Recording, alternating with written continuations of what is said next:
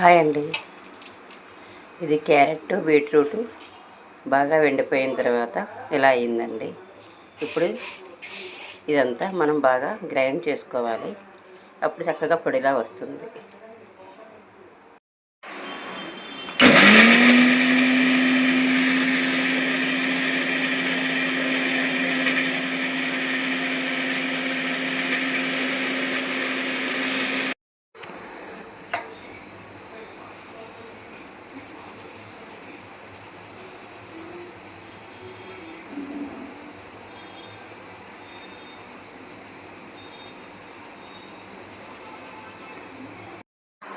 Hi అండి.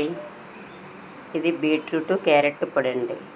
ఈ పొడి మనం రోజు ఉదయం ఒక గ్లాసు వాటర్లో 1 స్పూన్ వేసుకొని తాగితే మనకి చాలా ఆరోగ్యంగా ఉంటుంది.